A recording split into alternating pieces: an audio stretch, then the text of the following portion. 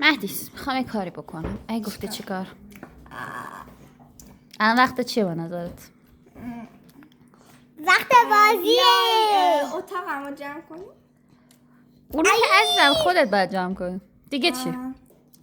دیگه مثلا سریال شروع کنیم. سریال کره.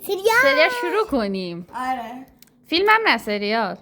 آره حوصله فیلم متاسفانه خیر. دیگه چی؟ با توجه به ساعت بگو.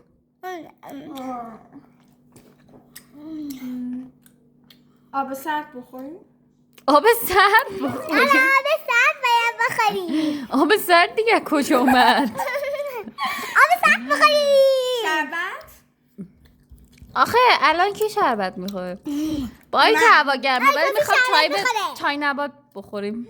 چای بزن با نبات بخور. چای نبات. یا هوای به این گرمی چای نبات میخورم. آها یعنی تو نمیخوری؟ نه خب البته حق داری نباید هم بخوری چون نبات برای ضرر داره.